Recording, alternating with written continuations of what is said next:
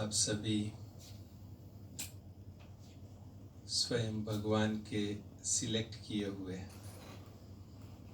विशेष रतन हैं। प्रतिदिन मुरली भी सुनते होंगे और साथ साथ में मधुबन भी कई बार गए होंगे, दादियों से भी मिले होंगे, वरिष्ठ बहनों भाइयों से भी क्लासेस सुने होंगे। सो कुमार जीवन का महत्व और कुमार जीवन की विशेषताएं और उससे अपना कैसे श्रेष्ठ भागी बनाए, ये सब थ्योरेटिकल तो आपने सुन ही रखा होगा। आप चाहे तो मैं भी वो सब सुना सकता हूँ। अगर आपको कोई क्वेश्चन है और वो अगर कुछ क्वेश्चन आंसर के रूप में, बातें तो वही आएंगी लेकिन क्वेश्चन आंसर के रूप में कुछ अगर है तो भी आप पूछ सकते हैं। पर मैं थोड़ा सा पहले कुछ सुनाना चाहता हूँ मेरे अपने जीवन के बारे में थोड़ा सा, उसके बाद आप कुछ पूछना हर प्रकार से, कोई भी बात, चाहे ज्ञान से संबंधित, सेवा से संबंधित, जो भी बातें हैं, पुरुषार्थ से संबंधित। ये कुमार जीवन में हम कुछ बेसिक वैल्यूज को धारण करके रखते हैं, पकड़ के रखते हैं। तो बाबा हमें इतना देता है कि हम जिसकी कल्पना नहीं कर सकते, हर प्रकार से।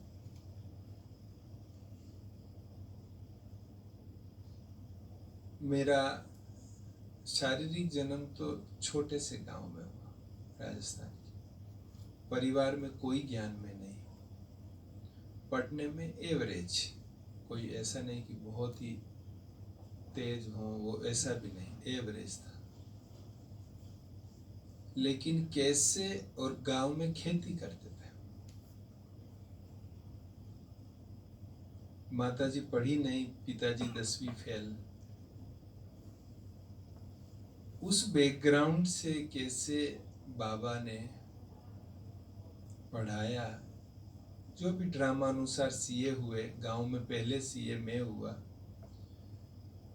और उसके बाद घर से विरोध हुआ, ज्ञान में आए तब। लेकिन वो विरोध भी कोई 1-2 दिन, 7 साल तक वो विरोध चला, और अच्छी तरह से। उन सबके बीच से बाबा ने, और ज्ञान भी पाठशाला में मिला। कल मौका मिलेगा तो डिटेल में पूरा जीवन कहानी बताएंगे। लेकिन पाठशाला से ज्ञान मिला, सेंटर नहीं देखा, बहनों को नहीं देखा, और वहाँ से कैसे बाबा आज सारे विश्व का जो अपनी 8 संस्थाएं हैं, 8 संस्थाओं का अकाउंट्स, लीगल, फाइनेंस, सारा कारोबार बाबा करा रहा है। मतलब जो हम भक्ति में सुनते आए हैं कि पंगु गिरी लंगे, कि जो पैर से लंगड़ा हो उसको भी पर्वत पार करा लेता है परमात्मा। वो प्रैक्टिकल मैंने देखा है। जब गांव में पिताजी की छोटी सी किराने की दुकान थी, एक लाल बही खाता वो रखते थे। कोई उधार ले जाता तो उसमें वो लिख लेते थे उसका। तो मैं जब छोटा था तो दुकान पर बैठता था, जाते थे, तो मैं सोचता था कि कल मेरे को ये दुकान संभालनी होगी तो मैं ये कैसे लिखूंगा, मुझे तो लिखना ही नहीं आता है, ये बही खाता कैसे रखूंगा। वो एक चिंता का विषय था मेरे लिए। लेकिन बाबा पूरे विश्व का इतना बड़ा अकाउंट्स का जवाबदारी देके कराएगा, वो तो कल्पना भी नहीं थी। आज भी पीछे देखता हूं तो सपना जैसा लगता है। लेकिन इन सब के पीछे, ये सब बाबा जो करा रहा है, इन सब के पीछे मैंने यही देखा, जो बेसिक कोर वैल्यूज हैं जो बाबा ने बताई हुई है, उनको हम अगर अपने जीवन में पक्का करके रखते हैं तो फिर बाबा आगे से आगे कुछ न कुछ कराता ही रहता है। कोर वैल्यूज में हम एक तो सत्यता की बात करें कि जीवन बिल्कुल सत्यता वाला हो, कहीं मिलावट नहीं हो। इसकी बहुत बहुत ज्यादा वैल्यू है लाइफ में, सत्यता की। लेकिन सत्यता के दो सेंस होते हैं। एक जो रियल सत्यता वो है कि भाई मैं आत्मा के रूप में खुद को समझ के चलना, वो तो है। लेकिन साथ में प्रैक्टिकल इस लाइफ में भी सच्चाई सफाई जिसको बोलते हैं, उसके साथ वाला जीवन हो। मतलब हमारे मित्र संबंधियों को, सेंटर इंचार्ज को, साथियों को, सभी को लगे कि ये जो है सो दिखाई दे रहा है वही है, इसके अलावा की पर्सनालिटी नहीं है कुछ इसकी। तो क्या होगा कि हम विश्वास जीत सकेंगे। और हमने किसी का विश्वास जीत लिया ना, तो हम उसके दिल पर राज्य करते हैं,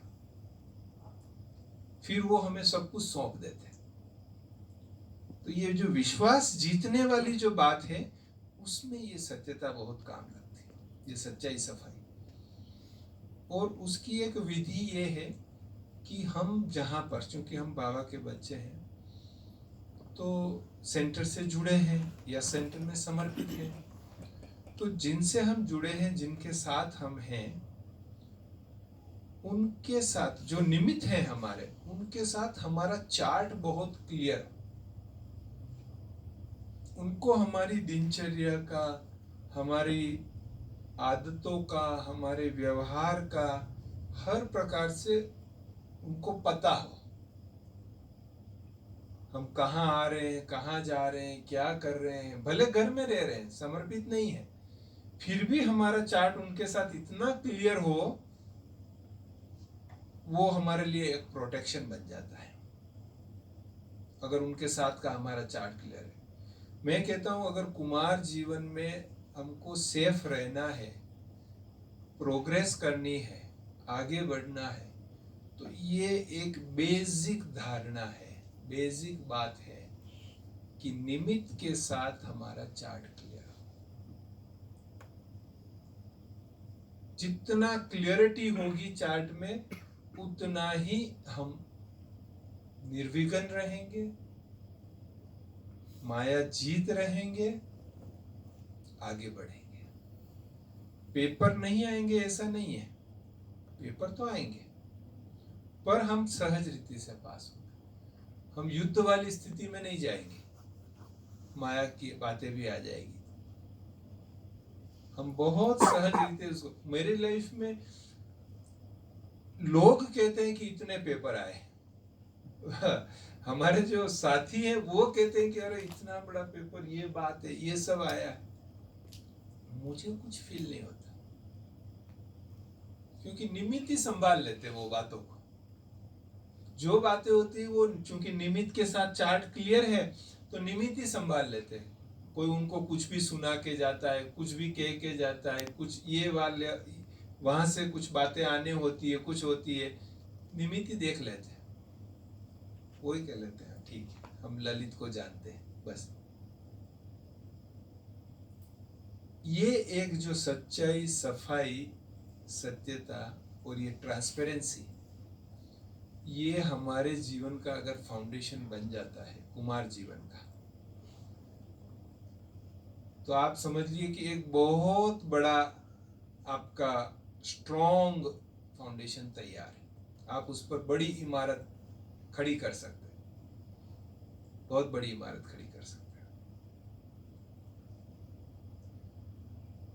जरूरी नहीं कि हम स्किल्ड हो, हमको आता ही हो हर काम, वो जरूरी नहीं है कि हर काम आता हो।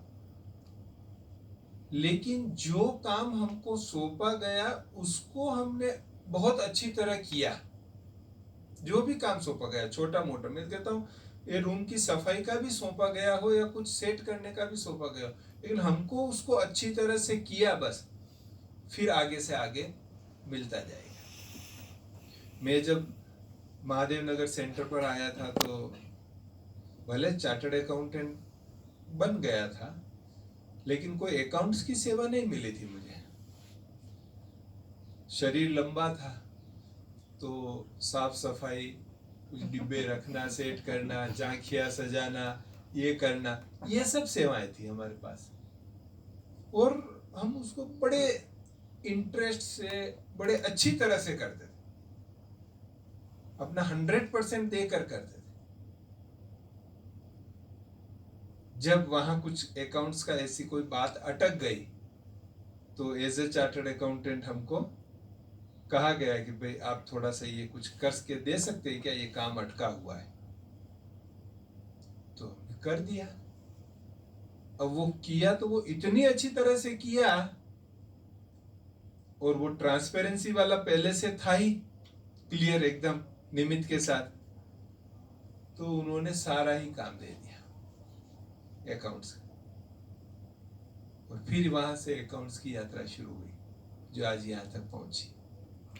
तो जो भी मिले सेवा, क्या सेवा मिली वो इंपॉर्टेंट नहीं है, लेकिन जो सेवा मिले उसको 100% दे के बेस्ट से बेस्ट करना, बस इतना ही हम करें। बाकी का सब ड्रामा और बाबा कर लेगा। तो अपना फुल उसमें कंट्रीब्यूशन दे देवे। और सदैव हाँ जी, नहीं भी आता हर्जा नहीं, हाँ जी, बड़ों ने कहा है ना तो कुछ समझ के ही बोला है। तो जब हाँ जी बोलते हैं तो बड़ों की ओर से शक्ति भी मिलती है, बाबा की ओर से सकाश भी मिलता है, परिवार की ओर से स्नेह भी मिलता है, और उसमें सफलता मिल जाती है। अभी रिसेंटली यज्ञ ने एक बहुत बड़ा प्रोजेक्ट लिया, पहली बार। जो हमारे भाई बहने हैं, बाबा के बच्चे घर में रहने वाले, उनकी उम्र 60 साल से ज्यादा हो गई हो, तो सीनियर सिटीजन होम बनाने के लिए कि वो आकर वहां रहे और अपना बाकी का जीवन वहां अच्छी तरह बाबा की याद में, सेवा में सफल करें। अब ये हॉस्पिटल की ओर से पहले से शिवमणि होम चलता था, ग्लोबल हॉस्पिटल का, लेकिन यज्ञ की ओर से ऐसा कुछ था नहीं। लेकिन जवाबदारी दिया, हमें सौंपा गया कि ठीक है आप करो इसको। कोई अनुभव नहीं था हमको इसका कि भाई इसका कोई हमने पहले कुछ किया हुआ हो। हम तो सेंटर भी नहीं संभालते थे, हम तो 10 साल सेंटर पर सेवा की, बाकी तो फिर 15 साल से मधुबन में सेवा कर रहे हैं। लेकिन ये सेवा सौंपी, 200-250 लोगों के रहने का पूरा व्यवस्था मात्र 2-2.5 मास, 3 मास में पूरा तैयार हो गया और रहना शुरू हो गए।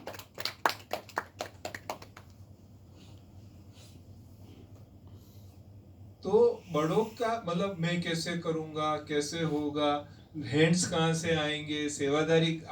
आज 200 सीनियर सिटीजन को संभालना हो तो सेवादारी कितने चाहिए? घर में एक माँ बाप को संभालने के लिए भी 2 बच्चे कम पड़ते हैं। तो उतनों को संभालना, कितने सेवादारी चाहिए, कितना हर प्रकार का आयोजन चाहिए, हर प्रकार का। और वो कोई केवल एक जगह से नहीं आ रहे, पूरी इंडिया से, कहीं से भी आ रहे, विदेश से भी आ रहे। सबकी चॉइसेस क्या, सबका कितनी बातें। लेकिन बस बड़ों ने बोला है ना तो हो जाएगा। हम कदम तो आगे रखें और हो गया। हकीकत है, सब आ गए, सेवादारी भी आ रहे, आ गए हैं और भी आ जाएंगे, सब कुछ हो जाएगा। तो ऐसी कोई भी नवीन सेवा भी कोई सौंपी जाए, कही जाए, ऐसी कोई भी बात है तो भी हाँ जी, भले पूछ लेंगे, समझ लेंगे किसी से कि भाई इसको कैसे करना है, क्या है, वो हो जाएगा। लेकिन हाँ जी करते ही हमको स्पेशल मदद मिल जाएगी सभी की। नेक्स्ट, अथकपना।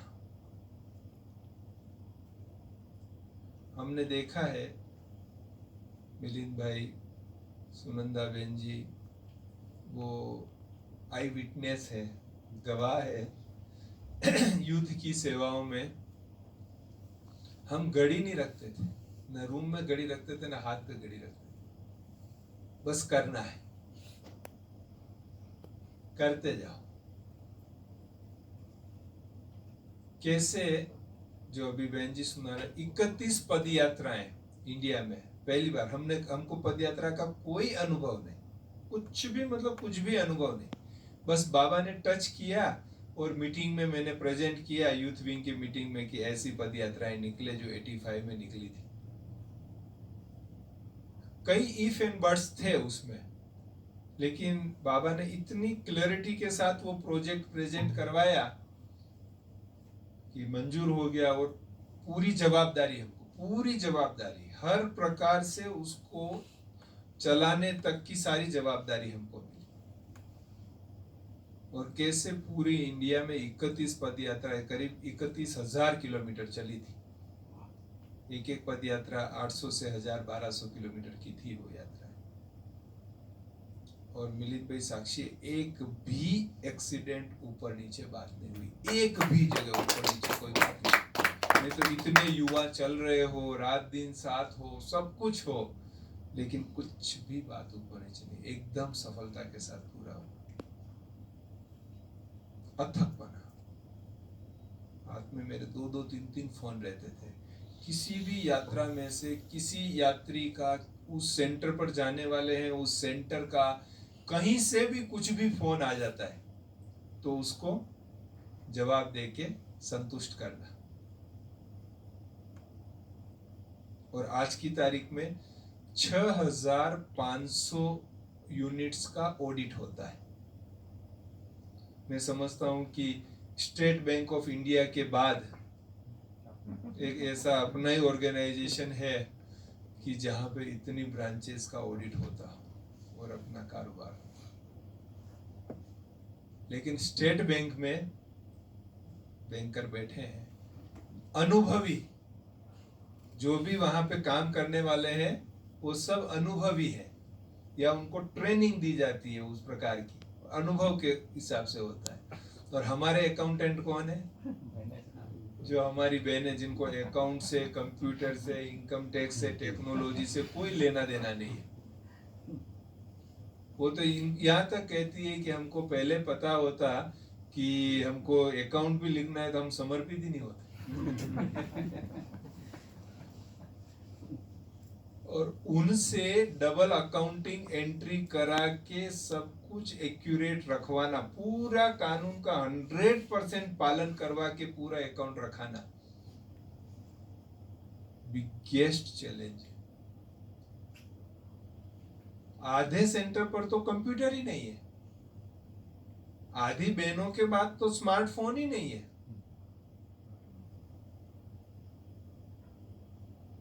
उन तक समाचार भेजना भी एक चैलेंज है।